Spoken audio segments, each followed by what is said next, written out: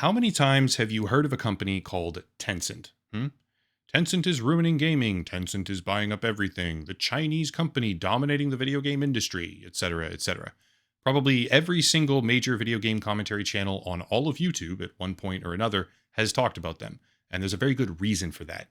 Tencent, as it consolidates myriad brands under its massive corporate umbrella, has had an outsized negative impact on all gaming industry standards, in my opinion. Aggressive monetization, low quality intellectual property theft, anti competitive practices, and the list goes on and on and on. Like I said, pretty much every single major commentator in the entire space has periodically targeted them on these issues. Even I, for my part, have consistently criticized the company. But after delving back into the world of video games, following a pretty long hiatus focusing on politics and technology, I find myself grappling with a new concern, because as far as I can tell, Tencent is no longer the most immediately threatening industry boogeyman. Far from it, actually, after a set of crippling decisions by the Chinese and US governments, such as a blacklist of Tencent when the US added them to a list of adversarial military companies, or a vicious crackdown domestically in China as the CCP targeted video game spending habits, especially in children. But the point is, Tencent is no longer the industry boogeyman.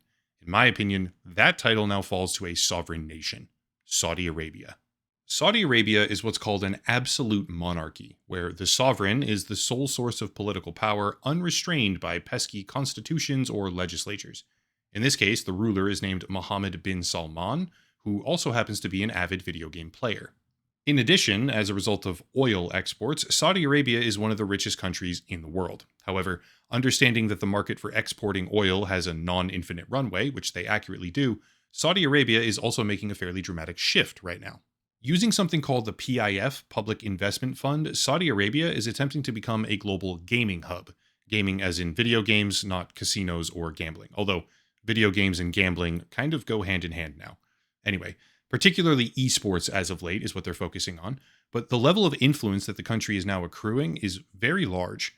Most notably, as of late September 2025, in the largest leveraged buyout in all of history, the PIF, as well as Silver Lake and Affinity Partners, full-scale acquired Electronic Arts, which is one of the largest video game publishers in the entire world. Using a subdivision of the PIF called Savvy Games Group, Saudi Arabia also holds a sizable voting stake in companies like Nintendo, Take-Two Interactive, Capcom, Nexon, Embracer Group, and they even own the rights and distribution license for the Esports World Cup. On top of that, one of the more recent and aggressive moves, aside from the acquisition of Electronic Arts, obviously, is a takeover of the fighting game community, where one of the largest and most iconic tournaments in that genre, called EVO, is now owned and controlled by the Saudi Arabian entertainment megacity project named Qiddiya. On the one hand, having an owner/sponsor with very deep pockets is sometimes an extremely good thing. But when it comes to Saudi Arabia, there's a second and possibly far superior motivation in play called sports washing, which is the practice where a government or large organization backs a sports team, in this case prominently esports, although Saudi Arabia is also targeting Formula One, football, and other traditional sports leagues, but anyway, esports in this case, for the purpose of promoting positive public image and distracting attention away from unethical activity, human rights abuses, or maybe criminal enterprise even. Yeah, it turns out that Saudi Arabia doesn't really have a positive public image. It's a pretty complicated and extensive history of human rights abuse. But some of the stuff associated with their reputation is egregiously bad, to a point where many of the esports teams and players who participate in these tournaments are now forced to contend with a very difficult ethical choice. They can either play the game that they love while taking money from a corrupt government with a horrifying track record, subsequently visiting their cities and helping to sports wash their global image, or they can not do that, which means not getting paid, not participating in the largest tournaments, and basically losing access to a massive chunk of the developing esports world. Also, complete tangent before going further, just don't even start with the whataboutisms. Oh, well, if you take money from the American esports leagues, it's just as bad because they do all this, this, this. No, okay? The American government isn't taking ownership of esports leagues and gaming companies. Well, not yet. They're taking stake in certain companies lately, which is kind of odd, but they're not taking direct ownership of video game companies and leagues for the sake of promoting their agenda or their public image. You can make the argument that certain games have influence from the military and funding from different places, sure, but it's not like a targeted thing to take over the industry to rehabilitate their public image. That's not happening. And when it comes to human rights abuses, Saudi Arabia has a huge amount of problems they need to deal with. Anyway, back to my actual script. Saudi Arabia by the year 2030 wants to be the global hub of gaming, right? The centerpiece of the world. They have the money, they have the motivation, and they also happen to have almost perfect timing because a whole bunch of major video game publishing companies, as well as esports as an entire industry, is floundering. Strapped for cash, low on sponsors, or creatively bankrupt in some cases, these leagues and companies are extremely vulnerable right now to aggressive acquisitions, let's call them, which is one of the many reasons why the PIF has been so quickly successful. However, success when it comes to the expansion of Saudi Arabian power in the video game industry, in my opinion at least, is very much not a good thing to see. I want to be clear that from here on out, there's a whole bunch of personal speculation on my part, but what do we reasonably think would happen if a country that wants to sports wash its reputation and turn itself into the central hub of video games on a global scale manages to continue gaining power and influence over the biggest names in the entire industry? First of all, having a game be conducive to the world of high level esports play. This is a weird concept, but it needs to be communicated. Having a game, right, be great for esports is not necessarily going to make the game better, okay? Not at all. Video game metas often emerge in two entirely separate ways, with a tiny little minuscule fraction of players using specific tools and techniques, while the vast majority of the entire community plays totally differently. Having a country that is hell bent on controlling the world of esports for the sake of profit and global reputation, then also assuming control of the publishers who obviously publish the games and fund the development of those games, how do we reasonably expect that, how do we think this is going to play out for the broader community, is the way I should put it. What's more, video games in general, at least lately, I'd say, are massively impacted by creative stagnation. A few major brands and long-standing franchises are becoming the sole budgetary focus for a lot of companies because they're a proven commodity, which is kind of understandable.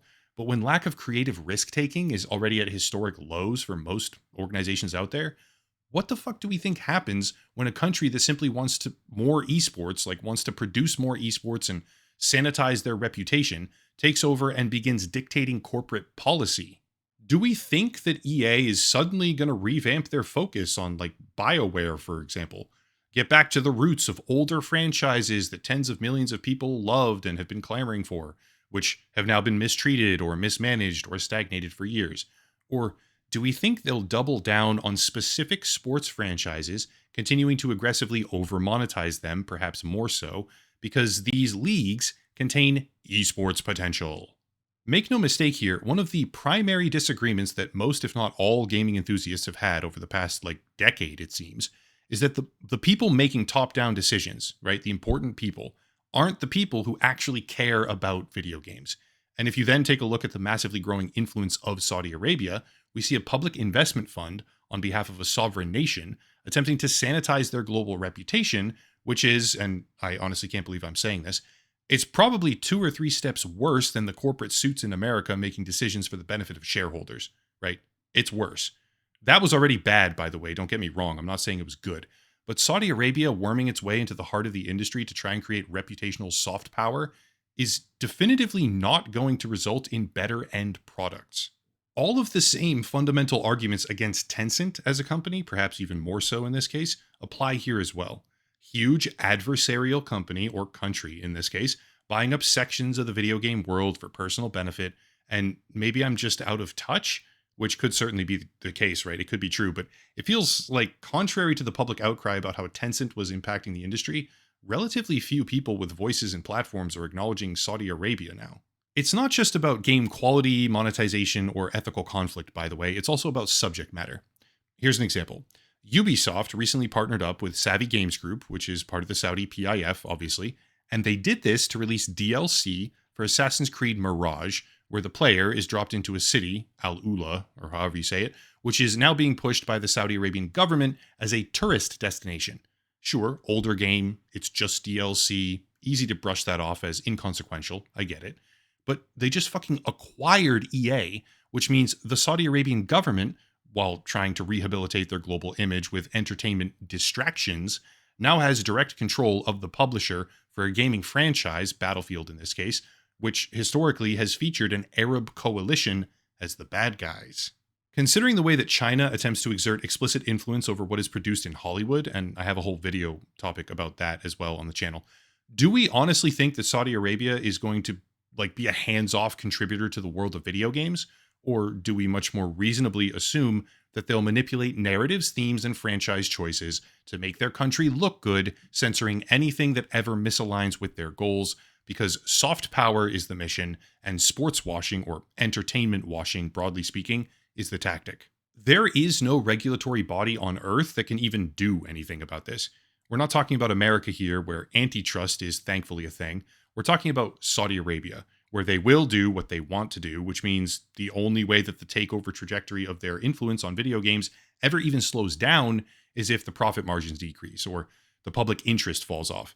Even then, profit seems to be secondary on this for the time being, which means that the only thing we as players can do is not watch the tournaments that they own, refuse to participate in the leagues they control, and make it so that they lose interest, because no one's coming to help on this. Maybe I'm a doomer. Honestly, I hope so. I hope it's unfounded. But if Saudi Arabia is really planning to supplement their oil exports by becoming the global central hub of video games, I don't see that being an improvement of the overall market. I see increased creative stagnation, top-down censorship, tons of it, of topic, theme, and subject matter, with an overall negative impact on pretty much every single facet of the industry that vocal critics have been standing up for over the past 8 to 10 years. I hope I'm wrong, truly I do, but I would massively encourage anyone who's watching this and willing to consciously avoid supporting any project or company or esports league that is controlled by the PIF. That's it. That's honestly all we can do. If you want to support the channel, check out the links down below. A special VPN deal, that's great. Locals and Patreon, channel memberships, merch, social media, etc., etc. But I'll cut it there and stop rambling. As always, thank you all for watching, question everything, and have a nice night.